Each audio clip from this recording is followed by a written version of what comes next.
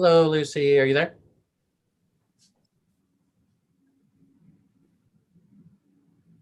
I am. All right. So David is not going to be here tonight. So I'm not sure who wants to chair the meeting.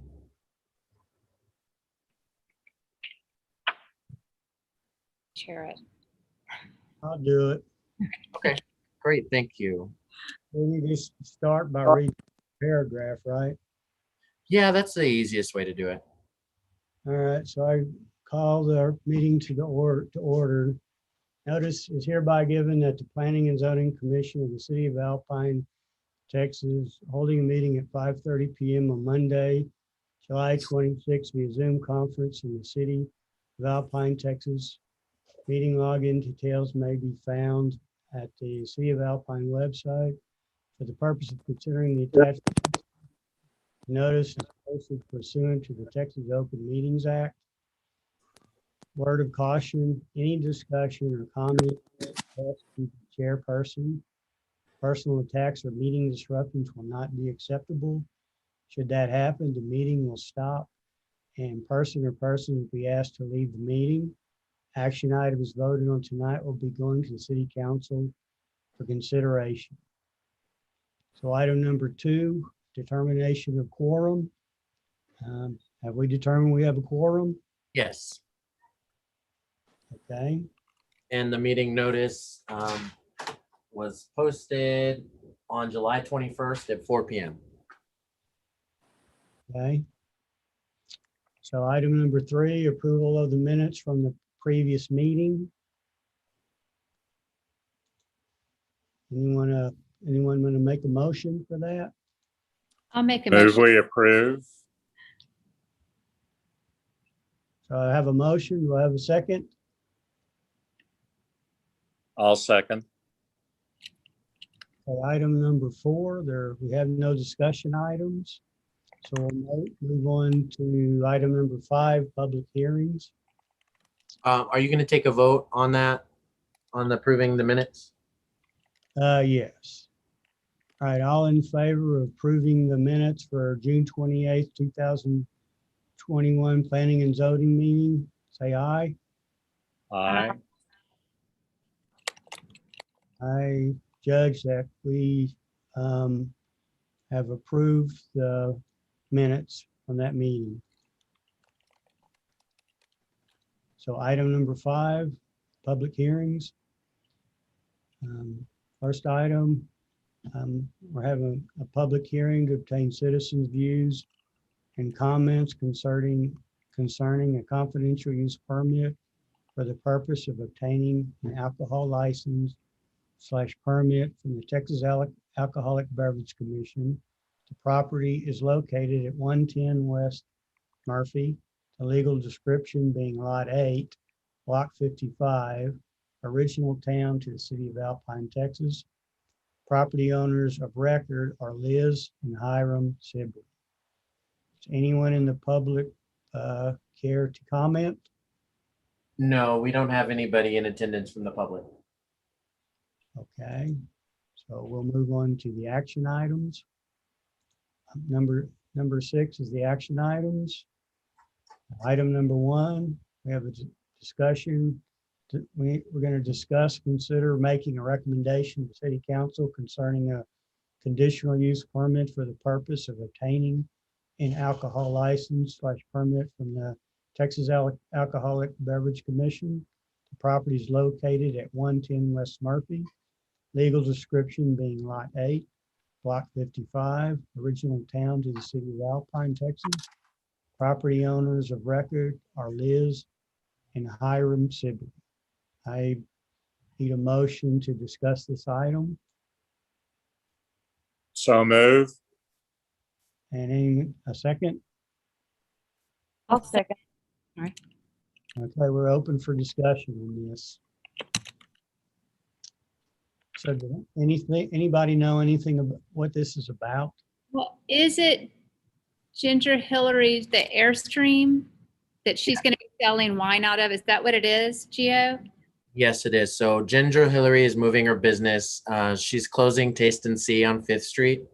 and she wants to activate her permit at the new location, which is the Airstream that Fish Cat used to be located in.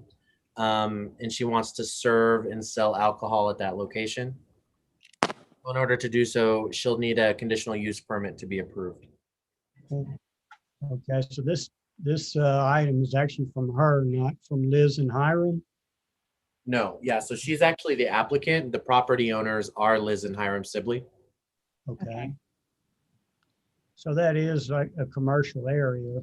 There's a lot of commercial buildings It is. right next to there. There used to actually be a restaurant that sold alcohol right next to that location.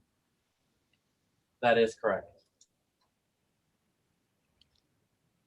So, and do we have any feedback from the public on this? No, and there's been, a publication on the paper that the meeting was going to happen today. Per TABC requirements, she also has a sign posted at the location. Okay. The city hasn't received any comments for or against it. Okay. Well, I personally, And just to double check, Tom, I think you already stated this, but what is the property zone, Geo? Do you know? Yes, let's take a look here. Let's see one. Yes, that's right. yes, it was. Okay. So last 2 or 3 things there were restaurants or food trailer at least. So that's an appropriate zoning for a small business that serves liquor, it seems to me. I'm not actually sure. I don't think she's going to sell liquor. I think it's just wine and beer. Yeah, just But yes, it's completely fine as long as the conditional use permit is approved. So once y'all, if you were to make that recommendation to city council, they'd have that final approval. And then after that, she could start selling her alcohol and, whatever else she's doing. Well, I don't have any objection. I don't either. And I'm a fan of the Taste and See of her original spot. And I know it's one of the only places you can get good French wine and Alpine. So I hope she carries that over. Yeah. I'm definitely in favor. I am too. All right, so do we have any more discussion on this item? I'll take that as a no. So for item number 1 under the action items, I'd like to get someone to propose a motion to approve this. I'll make a motion to approve action item number 1.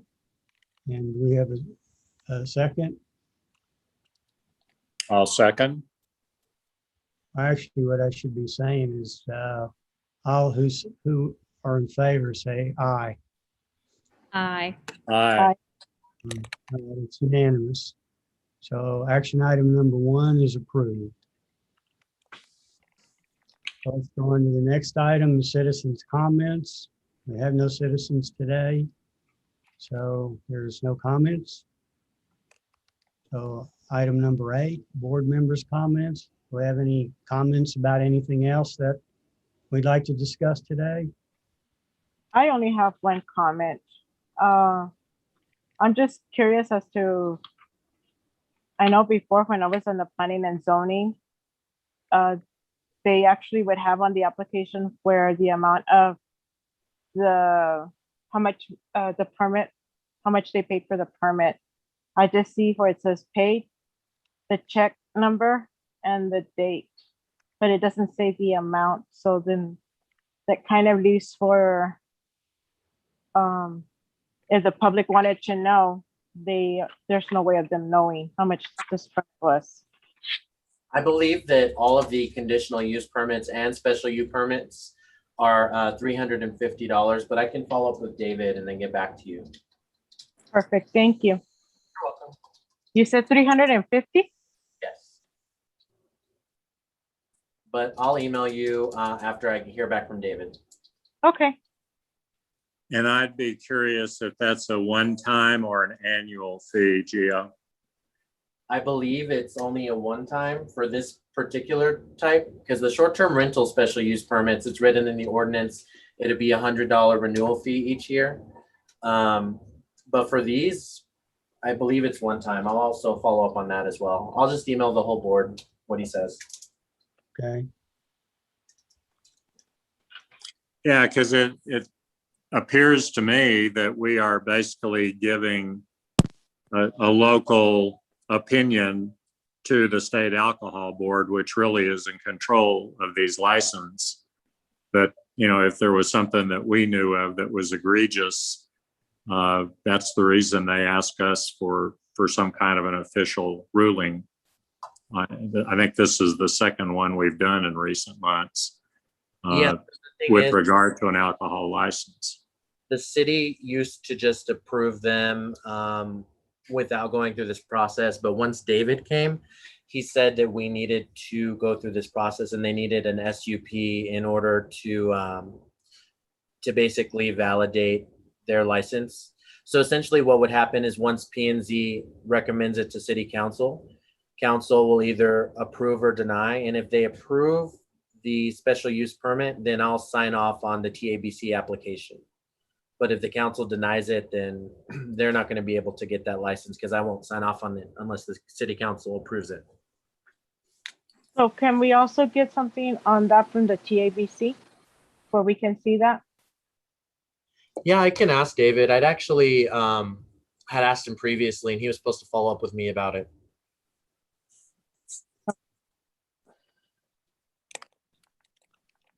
okay, do we have board members' comments on any other subject?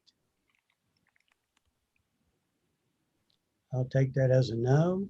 No, unless you want to talk about real quick what we're going to add, I'm going to request that we make a recommendation to change the ordinance or update the ordinance on the gaming machines. And I will add that, I'll send that to Geo so we can add that on next month's agenda. Yes, I'd agree.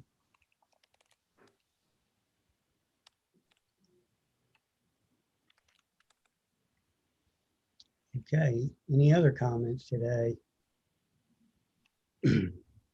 And Abby, what you were thinking on that is if there would be a specific number limit. There would be a number limit. We originally thought there was a limit of 8 per establishment, but for some reason it was left out of the ordinance. So if you would like, I mean, this is a good time. We could change that or we could keep it as 8. At this point, because it's not in the ordinance, which we learned the meeting before last, you could, in one of these gaming establishments, you could have as many as you want. And so we would like to, I think that we all believe that there should be we all thought maybe there should be a limit for how many gaming machines per each location. Well, I'm in agreement with that as an ordinance. Me too. Sounds good. We can get that. You know, Abby's already requested that be put on the next P&Z agenda. So we'll get that going for the next agenda and then y'all could take that formal action to make that recommendation to council. So y'all still have the text of that, correct? I'm sorry? Also have the text of that ordinance? Yes, I can send it to you all as a backup, the current ordinance. Yeah, we'd like to have that as some of the material for the discussion next time. Okay. Yeah, I'll send it to you all.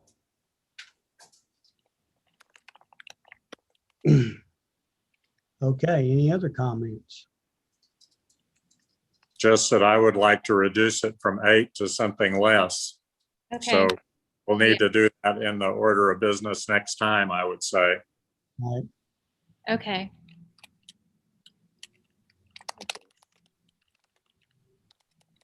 Okay, any other comments?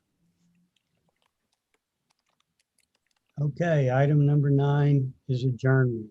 I have a motion to adjourn I'll make a motion to adjourn. in a second. I'll second. We are adjourned. Thanks, everybody. Thank you. See you next. You all.